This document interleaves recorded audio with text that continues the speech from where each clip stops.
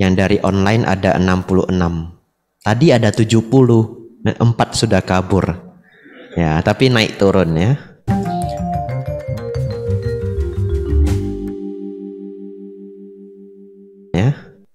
Bapak Ibu Saudara, hari ini saya bahagia sekali Bapak Ibu hadir.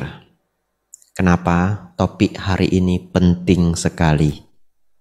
Jadi yang hadir hari ini, kalau berkonsentrasi dengar dengan baik, saya pikir akan memahami konsep bahawana dengan sangat baik. Sengaja judulnya dibuat keren-keren supaya banyak yang mau dengar. Kadang sesungguhnya kalau saya diminta judul ceramah, saya agak males mikirnya. Kenapa begini? Karena judul ceramah itu bisa membuat saya sulit membahas apa yang kadang ada yang penting, tapi tidak sesuai topik. Begitu ya. Tapi kalau namanya ceramah di banyak daerah pasti diminta judul. Begitu diminta judul saya harus mikir begitu. Dan kelemahan judul itu adalah begitu sudah dibuat judul, itu kayak saya sudah dipagari apa yang mau dibahas. Tapi tidak apa-apa. Tetap harus dipikirkan judul yang menarik. Kenapa? Ini pengalaman dari video di YouTube. Saya lihat video di YouTube, kalau ketik Biku Abijato, tahu tidak video apa yang paling laris? Kisah pocong. Nah itu. Waduh, ternyata yang paling laris itu kisah pocong. Padahal sesungguhnya banyak video-video yang ceramahnya itu kalau didengarkan itu isinya bagus begitu. Tentang kemarahan, tentang meditasi. Tetapi yang paling laris yang tentang pocong. Nah oleh karena itu hari ini dibuat juga judulnya yang luar biasa menarik ya. Kebahagiaan tingkat tinggi. Tapi seberapa tinggi nanti kita lihat ada videonya. Mudah-mudahan videonya nanti bisa diputar dengan jelas.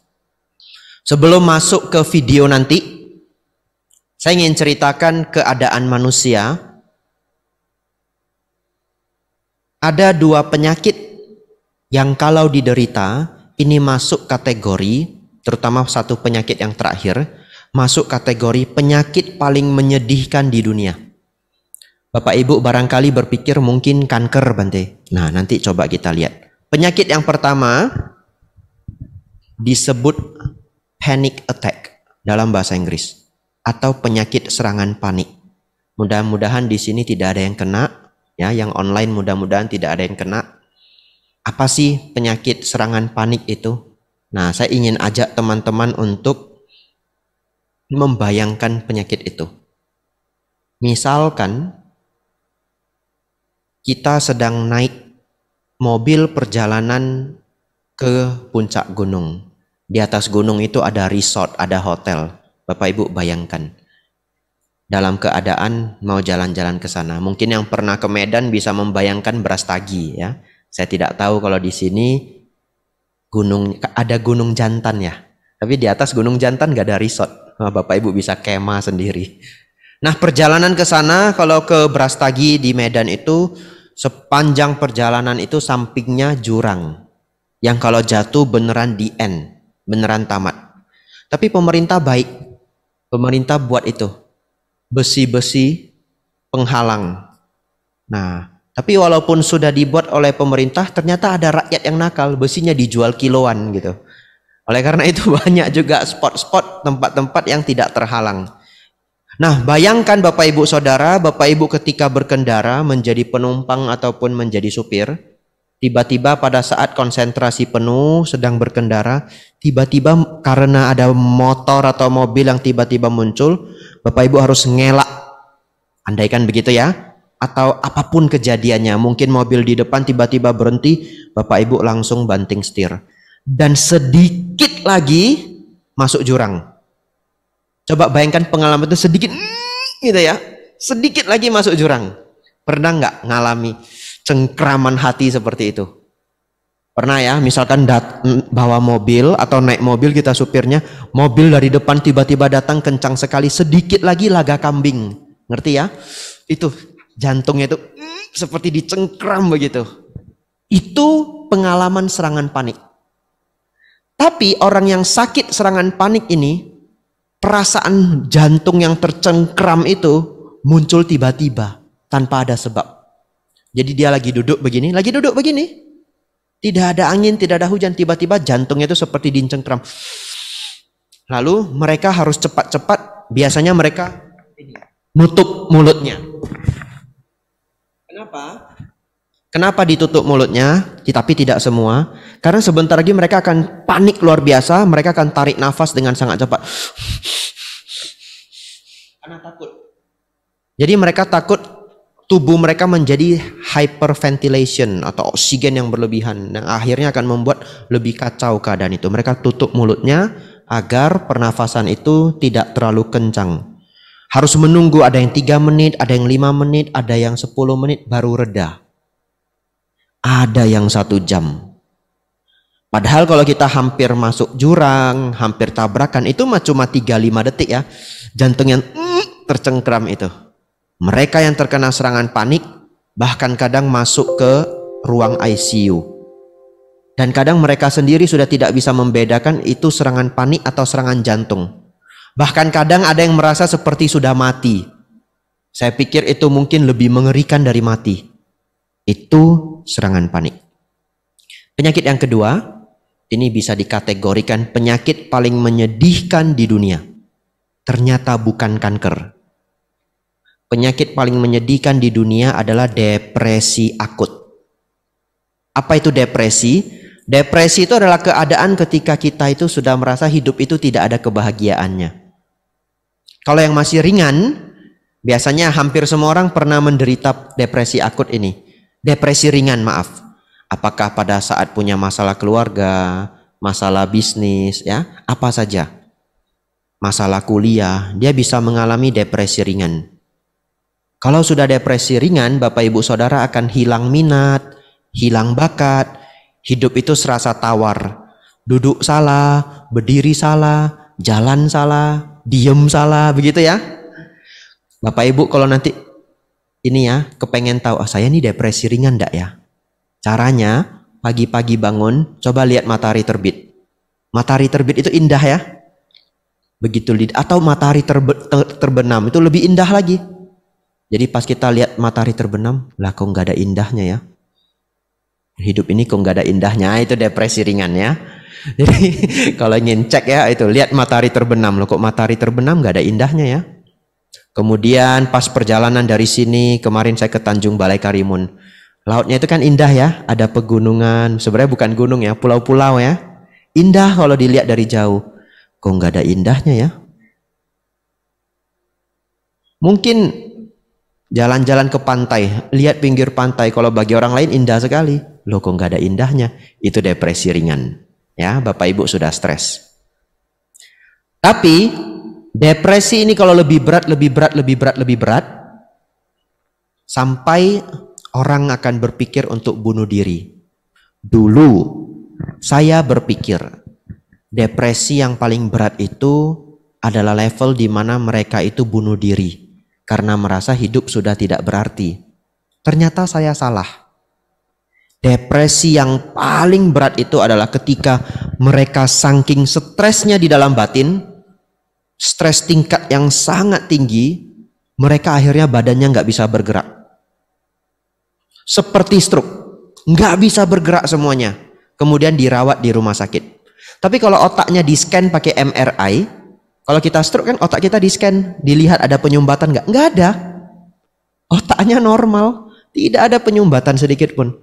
Tapi saking stresnya, badannya tidak bisa bergerak semuanya.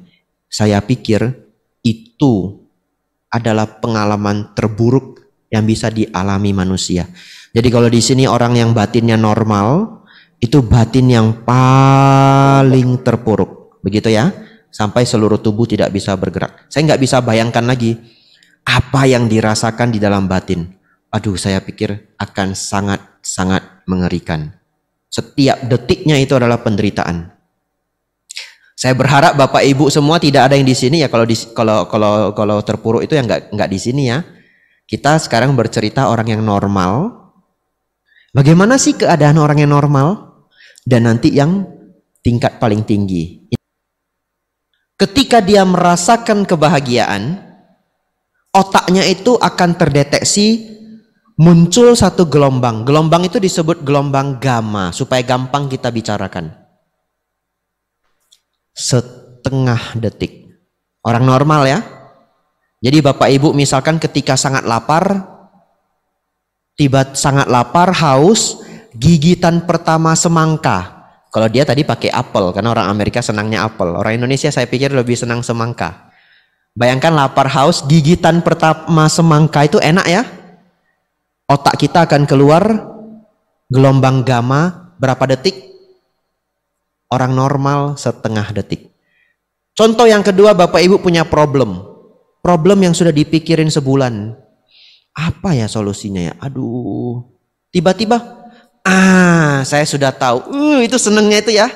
Pas kita sudah punya masalah yang sudah dipikirkan sebulan, tiba-tiba dapat solusinya. Otak kita mengeluarkan gelombang gamma setengah detik. Tapi seorang biksu, mereka mendatangkan para biksu dari Nepal, dari India, dan juga dari Prancis. Kenapa Nepal dan India? Karena itu murid-muridnya Dalai Lama. Kenapa Prancis? Saya pikir itu muridnya Thich Nhat Hanh. Ada yang pernah dengar? Thich Nhat Hanh itu seorang guru meditasi, orang Vietnam, sekarang ngajarnya di Prancis, sudah meninggal. Sekitar 1 tahun, 1,5 tahun yang lalu. Nah, guru-guru meditasi dari Prancis, Nepal, India ini juga diberikan scan yang sama seperti di foto tadi, dipasang kabel-kabel. Kalau EEG itu elektromagnetik, persis kalau ibu hamil itu dicek untuk lihat anaknya. Saya pernah dicek, bukan karena saya hamil ya.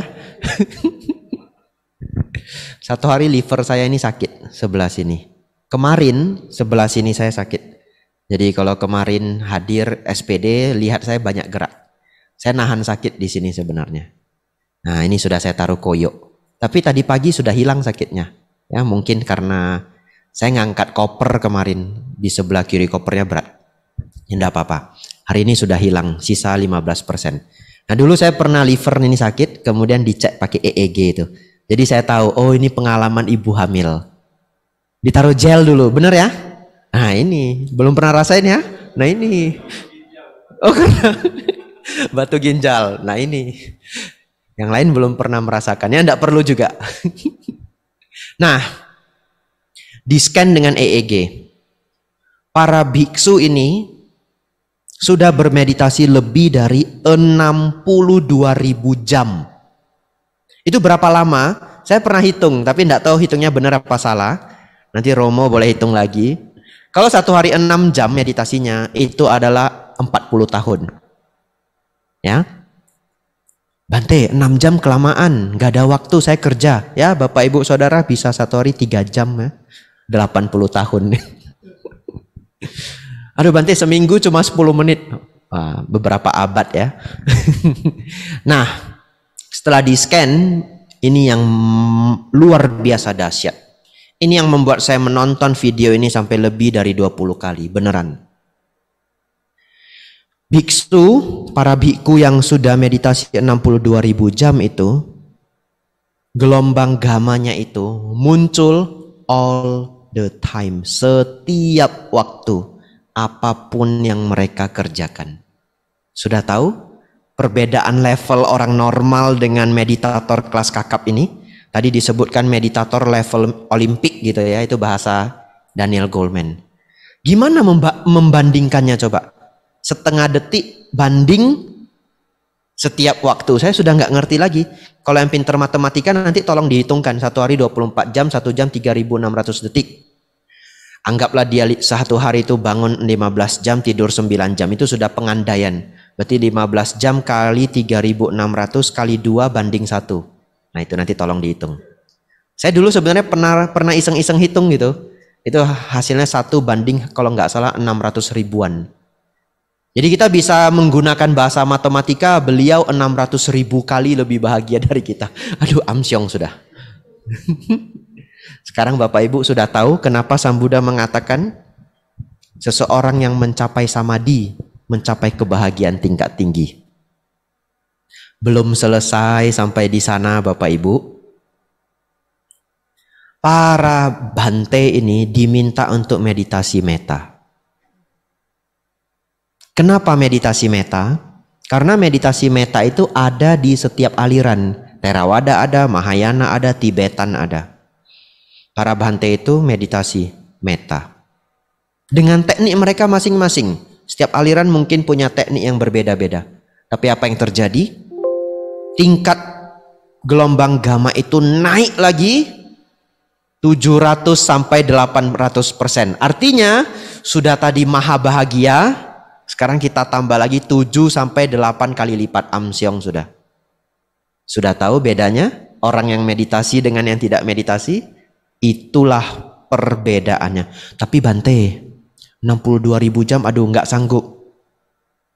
Sesungguhnya kalau yang hadir kemarin saya ada bahas bagian otak yang membuat kita itu naik. Kalau ketika naik pitam, ketika ngamuk kita tidak bisa berpikir, bagian otak itu namanya amigdala, bagian tengah kecil, ya sekecil ini satu ruas jari. Ternyata dari hasil riset, kalau seseorang melakukan meditasi 10.000 jam, bagian amigdalanya sudah menjadi sangat pasif. Artinya dia menjadi sangat jarang marah. Ini sains ya. Kenapa saya mau cerita sains hari ini? Untuk menjadi semangat bahwa ini adalah kebenaran. Sudah terbukti secara riset. Bante, 10.000 jam masih banyak. Ternyata ada riset yang paling baru, 100 menit. Ternyata barang siapa yang sudah bermeditasi 100 menit, amigdalanya ini mulai menjadi lebih pasif daripada orang lain. Sudah mulai lebih tenang 100 menit. Kan tadi sudah 5 menit ya. Nah, nanti pulang dicicil lagi 95 menit. Bapak Ibu Saudara, itulah betapa pentingnya latihan meditasi. Sekarang kalau Bapak Ibu berpikir, oh orang paling bahagia di dunia itu mungkin Bill Gates. Tahu Bill Gates ya? Salah satu orang terkaya di dunia. Dia selain kaya, dia juga hidupnya rileks gitu. Jadi dia setelah jadi kaya raya, dia tidak mau lagi ngurus perusahaan terlalu banyak. Dia ngurus yayasan amal. Happy life gitu. Orang kaya yang happy life. Tapi apakah orang selevel Bill Gates itu bisa dikatakan paling bahagia di dunia? Sekarang sudah nggak bisa. Bapak Ibu sudah tahu dia itu gelombang gamanya berapa detik? Ya setengah detik. Kalau tidak meditasi pasti cuma setengah detik. Tapi kalau Bapak Ibu mulai bermeditasi, mungkin nanti naik jadi 10 detik, jadi 20 detik, jadi 1 menit, dan selanjutnya. Bapak Ibu Saudara, sekarang kita masuk ke intinya. Bante, gimana latihannya? Begitu ya? Supaya walaupun Bapak Ibu mungkin tidak terkejar 62.000 jam ya. Ya kalau terkejar bagus ya. Tapi ini kayaknya harus kerja keras ya. Besok jangan tiba-tiba resign dari perusahaan ya. Mau fokus meditasi, jangan. Kalau mau boleh ikut pabaja kemudian jadi biku. Seperti saya bisa fokus. Kenapa seseorang jadi biku? Supaya bisa fokus meditasi. Jadi saya nggak usah mikirin kerjaan. Bapak Ibu support saya dana pagi, dana siang. Saya makan, kemudian saya punya waktu untuk praktek ini, kejar target. Jadi jadi biku juga ada target sekarang. Nah, bagaimana melakukannya? Ini bagian paling penting. Saya harap Bapak Ibu ingat dan dipraktekkan. Bapak Ibu Saudara, meditasi yang salah satu yang paling baik, cocok untuk semua orang adalah meditasi nafas. Satu ketika Bante Ananda mendatangi Sang Buddha, kemudian bertanya kepada Sang Buddha, "Nah, Sang Buddha, sebelum pencapaian kesempurnaan Sang Buddha, apa objek meditasi yang Sang Buddha gunakan? Dan setelah pencapaian kesempurnaan, apa yang objek meditasi yang Sang Buddha gunakan?" Dan di sana Sang Buddha menjawab Bante Ananda, sebelum pencapaian kesempurnaan, Sang Tathagata, seorang Tathagata, kalau Sang Buddha manggil dirinya sendiri kadang menggunakan bahasa Tathagata. Sebelum pencapaian kesempurnaan, saya mempraktikkan anapanasati. Setelah pencapaian kesempurnaan, pencapaian arahat, seorang Tathagata mempraktikkan anapanasati. Jadi bahkan Sang Buddha sebelum pencapaian dan setelah pencapaian, beliau menggunakan teknik ini. Bapak Ibu Saudara, silakan dipraktekkan di rumah. Caranya begini. Bapak Ibu duduk dengan nyaman, cari posisi yang nyaman ya. Yang sulit duduk seperti ini sesungguhnya boleh duduk di kursi ya, kalau latihannya di rumah. Tapi kalau yang masih muda, masih kuat, tegak begini itu membuat tulang belakang kita itu tegak sampai ke atas. Dan ini membuat kita nyaman, tidak ngantuk kalau bermeditasi. Tapi 1 bulan pertama agak sakit. Karena otot kita belum kuat. 1 bulan pertama. Kalau yang gemuk seperti saya 2 bulan pertama. Harus lebih kerja keras, hard work. Kenapa? Karena otot itu nopangnya lebih berat ini. Nah, tapi tetap saya dulu 2 bulan capek, sakitnya itu 2 bulan. Tapi setelah itu tidak ada sakit. Jadi gemuk itu tidak jadi hambatan ya, tidak jadi alasan oh saya gemuk susah meditasi. Kalau gemuk gampang kesemutan, berarti tidak juga. Kalau sudah lama tidak kesemutan. Ya. Nah, tapi kalau bisa kurusin badannya. Ini saya lagi berjuang kurusin badan, enggak kurus-kurus gitu. Kalau udah makan kan 1 sendok, 1 sendok. Coba dilihat itu banyak itu 1 sendok, 1 sendok. Ya, Bapak Ibu Saudara, duduk yang rileks seperti ini. Tangan itu bagaimana itu enggak problem ya. Tapi yang paling nyaman itu kalau bagi saya itu di tengah. Ada yang senang begini, ada yang senang begini. Tangan itu tidak problem karena kita lagi olah batin bukan olah tangan ya. Nah ini, Bapak Ibu Saudara, perhatian kita letakkan pada nafas itu dari awal masuknya nafas, sepanjang tubuh nafas, sampai ujung nafas. Begitu pula sebaliknya dari awal keluarnya nafas, sepanjang tubuh nafas, sampai ujung keluarnya nafas. Artinya kita tidak lepas perhatian kita sejak awal nafas itu masuk sampai keseluruhan prosesnya. Cara gampangnya adalah Bapak Ibu harus sangat memperhatikan awal masuk dan awal keluar. Kalau kita sangat memperhatikan awal masuk dan awal keluar, berarti untuk mengetahui kapan pertama kali nafas itu keluar kan harus diikuti nafas itu, betul ya? Sepanjang nafas itu harus diikuti. Nah, kemudian kita nafas keluar. Kita untuk mengetahui pertama kali nafas masuk, maka sepanjang proses nafas keluar ini harus diikuti. Nah, itu yang kita kerjakan.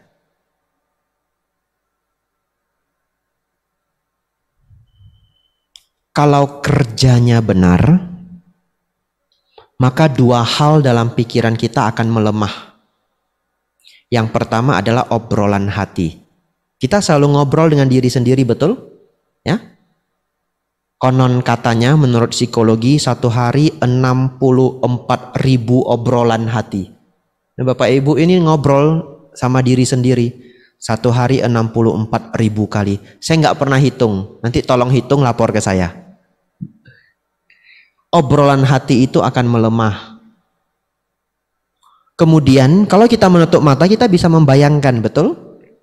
Nah, coba kalau saya tutup mata, coba bayangkan pelabuhan. Bisa. Itu disebut gambaran pikiran. Ya, gambaran pikiran ini juga akan melemah. Masih ada, tapi melemah untuk awal-awal meditasi. Jadi kita ikuti nafas masuk, nafas keluar. Dan perhatikan, setiap kali obrolan hati itu muncul, atau gambaran pikiran itu muncul, berarti Bapak Ibu sedang tidak memperhatikan nafas. Betul? Karena perhatian itu cuma bisa 1 tempat. Ya? Jadi kalau bayangkan ini adalah nafas, kalau kita sedang melihat nafas, nggak melihat yang lain.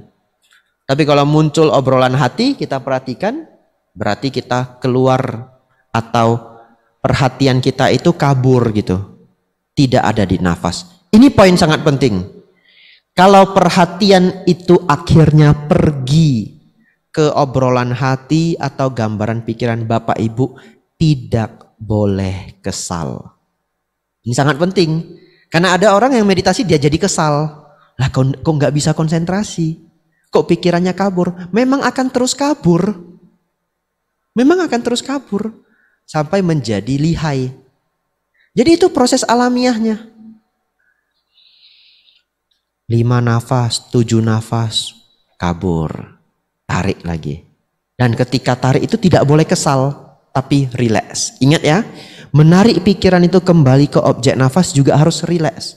Jadi jangan setiap kali pikirannya kabur, aduh. Meditasinya sulit maju. Karena muncul kekesalan. Ya. Melihat nafas masuk, nafas 7 nafas, 8 nafas, kabur. Tarik lagi. Tapi Bapak Ibu praktek setiap hari. Katakanlah sehari setengah jam atau 1 jam. Setelah 3-4 bulan umumnya maju jadi 12 nafas. Ketenangan itu muncul dalam 12 nafas. Kabur. Dipraktekkan terus menjadi 20 nafas. Terus dipraktekkan 1 hari Bapak Ibu bisa tenang pikirannya 1 jam, 2 jam. Kemudian Bapak Ibu Saudara, bagaimana meditasi itu disebut benar? Ini penting ya, karena orang-orang selalu bertanya, Bante, bagaimana meditasi yang benar? Meditasi yang benar ya, ini proses awal. Kita tidak cerita proses yang berkelanjutan. Yang awal dulu. Setelah Bapak Ibu melakukan anapanasati, ana artinya nafas masuk, pana artinya nafas keluar, sati artinya perhatian. Jadi anapanasati, perhatian pada nafas masuk dan nafas keluar. Kalau dilakukan dengan benar, pelan-pelan, obrolan hati dan gambar pikiran yang tadi itu selalu muncul di pikiran kita, pelan-pelan melemah. 1 hari lenyap. 1 hari lenyap. Ya. Dan ketika obrolan hati dan gambaran pikiran itu melemah, otomatis, ini dihafal, otomatis batin Bapak Ibu muncul kebahagiaan luar biasa. Tidak pernah Bapak Ibu, saudara-saudari alami. Itu nggak bisa dibeli pakai uang. Sekaya apapun tapi tidak pernah berlatih, mohon maaf, tidak pernah merasakannya. Ya, ketika obrolan hati dan gambaran pikiran itu melemah, batin itu muncul kebahagiaan secara alamiahnya. Tapi diingat, ketika Bapak Ibu bermeditasi, jangan mengharapkan kebahagiaan itu muncul. Kenapa? Kalau diharapkan berarti Bapak Ibu ngobrol sama diri sendiri. Betul ya? Bahagianya muncul enggak? Aduh, masih ngobrol. Gitu ya? Meditasi, bahagianya muncul enggak? Jangan. Biarkan saja secara alamiah. Tetap melihat nafas masuk dan nafas keluar. 1 hari meditasi itu akan muncul dengan sendirinya. Dan Bapak Ibu mungkin terkejut. Ya, nanti yang mengalami boleh lapor ke saya. Bante, saya terkejut sekali. Benar-benar sangat bahagia Bante. Nah itu, saya mau Pak Baja mau ikut Bante ke Mendut saja. Nah itu nanti yang terjadi itu. Ini serius ini. Nah, satu ketika melemah obrolan hati dan gambaran pikiran itu, batin Bapak Ibu satu ketika akan menjadi diam. Tidak ada obrolan hati sedikit pun. Selamat Bapak Ibu masuk ke tahap yang disebut diamnya para suciwan. Diamnya para suciwan. Dan kalau Bapak Ibu mencapai tingkat itu, percaya saya Bapak Ibu, semua yang ada di dunia ini membosankan. Mulai hari itu Bapak Ibu diajak jalan-jalan, enggak apa-apa, saya di rumah saja. Begitu. Kenapa menutup mata saja happy? Begitu ya. Tutup mata saja muncul kebahagiaan luar biasa. Itu samadhi yang benar, meditasi yang benar. Nah itu prosesnya. Saya ceritakan sampai di sana saja. Nanti berkelanjutan lebih jauh lagi. Tapi kalau prosesnya benar sampai di sana, sisanya kalau kita nggak tahu teorinya juga sudah benar semuanya. Ngerti maksudnya ya? Karena itu sesungguhnya adalah sesuatu yang alamiah terjadi ketika kita menenangkan seluruh keadaan batin yang tidak tenang. Nah, itulah yang disebut meditasi nafas. Bapak Ibu Saudara, silahkan Bapak Ibu di rumah latihanlah. Dimulai dari 10 menit per hari. Ya, 10 menit per hari. Nanti pelan-pelan kalau sudah senang itu meningkat sendiri. 10 menit sehari pun itu sudah luar biasa. Karena kan tadi ngejar target yang pertama. 100 menit. Ya. Setelah 100 menit target kedua apa? 10.000 jam. Begitu ya. Nah, barangkali nanti ada yang mau jadi pabajita bisa ngejar 62.000 jam. Nah, 10 menit di rumah. Cari keadaan di mana kita itu paling tidak ngantuk. Jangan sudah 10 menit, 15 menit meditasi per hari, cari pula waktu yang paling ngantuk. Nah, itu namanya menahan ngantuk, bukan meditasi.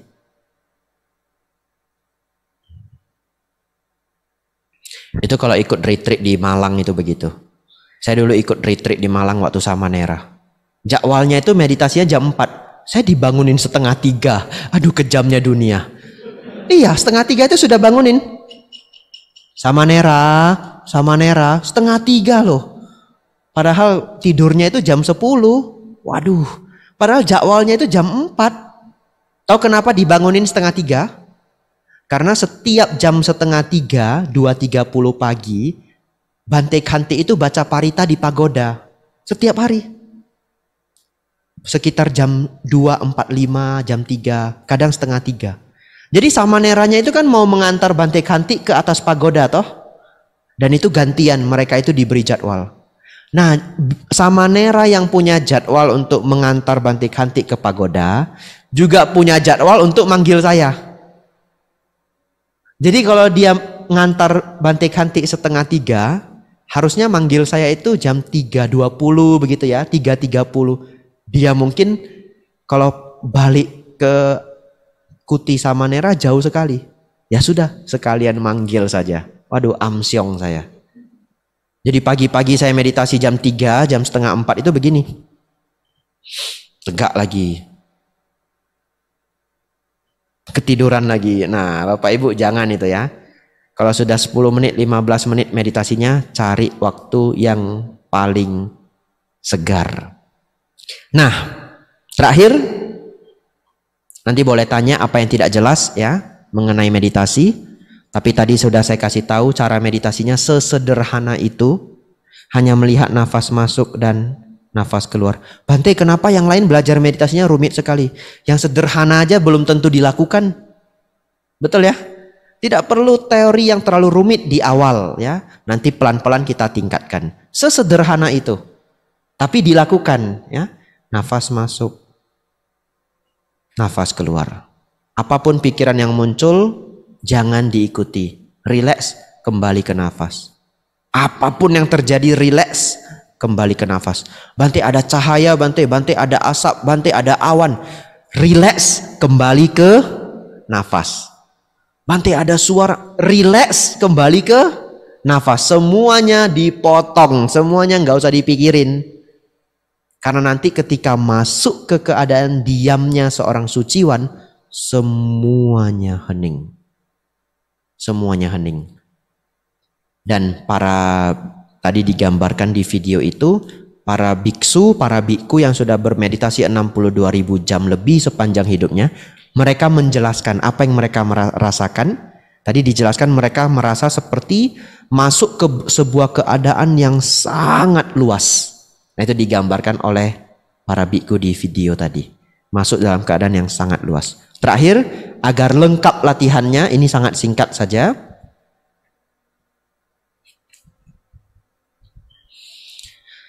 Yang ingin berlatih secara lengkap, setiap keluar dari meditasi, apakah yang 10 menit tadi, 15 menit tadi, sembari direnungkan bahwa pancakanda itu anicca, dukkha, dan anatta. Ya. Apa maksudnya? Pancakanda itu artinya tubuh dan batin. Saya ulangi, pancakanda artinya tubuh dan batin. Kalau dipersingkat, kalau mau dijelaskan panjang, jadi satu sesi SPD lagi. Ya, itu ada winyana, sangkara, sanya, dan yang lainnya. Nah, tapi sederhananya batin dan jasmani ini tidak kekal, tidak abadi, bisa berubah-berubah. Tubuh ini dari muda bisa menjadi tua dan sakit. Batin ini berubah-berubah, kadang senang, kadang sedih, ya. Tidak terkontrol. Kemudian tubuh ini bisa mengalami penderitaan dan tubuh ini bukanlah diriku. Nah, keluar dari samadhi, renungkan tentang pancakanda, lebih baik lagi mengikuti pelajaran tentang pancakanda secara khusus. Ya, setelah memahami pancakanda secara khusus, itu sangat membantu. Tapi itu bagi yang ingin latihan lebih, yang hari ini saya titipkan hanya mengenai latihan nafas masuk dan keluar. Dan itu akan membawa Bapak Ibu Saudara ke kebahagiaan yang sangat tinggi.